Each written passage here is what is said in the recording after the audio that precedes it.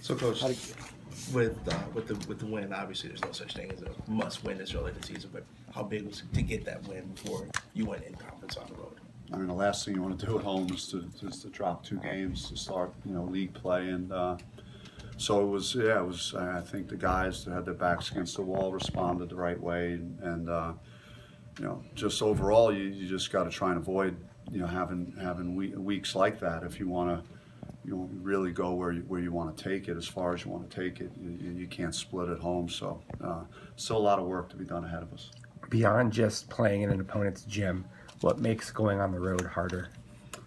It's mainly that. I mean, teams are just more comfortable at home, and they're in their own environment, and the crowd, and it's just I mean, it's tougher because of mainly those things, and then.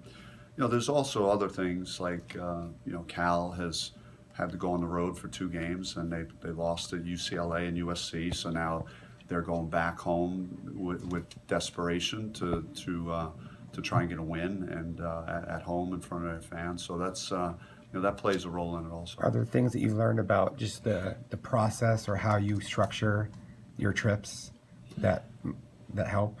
Not particularly. We're kind of, I'm doing the same thing that I did leading into Georgia, going to play that road game, and knowing that we have an additional day in between, which helps on the road, but nothing out of the ordinary. I try and stay into a routine. I don't want to be a different coach and do different things and change what we're doing, and that doesn't send maybe the right message to the team.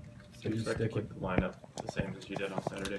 I'm undecided on the lineup, and that'll probably, you'll know, I guess, like 15 minutes before the game on that one. So is something you said about the element of surprise being there or maybe not being there after what you showed against Colorado? I'm sorry? The element of surprise, just playing zone right off the bat and that new lineup right off the bat. I mean, how do you handle it from here on out as far as teams being prepared or maybe not being prepared for it? Yeah, I mean, I liked it in the small doses that we showed zone against Mississippi State. It worked pretty well, and when you have certain lineups, I think it could be more impactful defensively. But I said after the game the other night, if the guys had the right mindset to defend and be physical and play with great energy, and we used our wingspan and our athletic ability to get deflections and.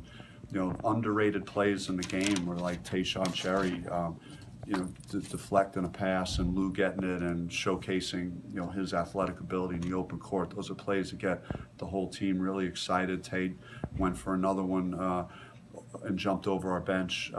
He had another one that was in the second half of 50-50 at half court where he just dove on the floor and got it. And so plays like that are winning plays, and so we're hopeful that regardless of what defense we're in, that we get guys that are playing that way on the defensive end. How important is it to stay focused after a win like that?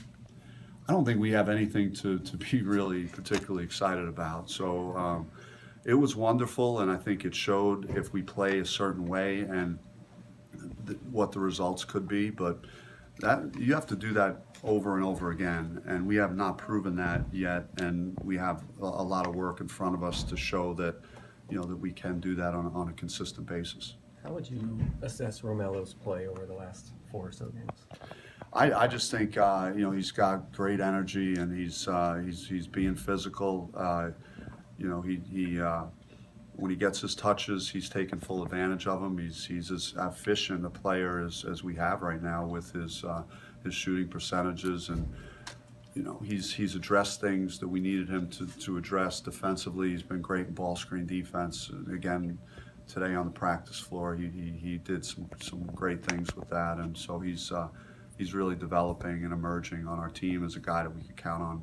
Piggybacking off that, he was obviously a big key in breaking down that Colorado zone, flaring up the middle. And how have you seen this progression of working in the middle and being so effective? Yeah, I mean, he had the little jump shot, which was nice, and then he wheeled to the hoop another time, and so doing some different things there. And then also he's a willing passer, and we trust him if he gets the ball that he's going to make the decision.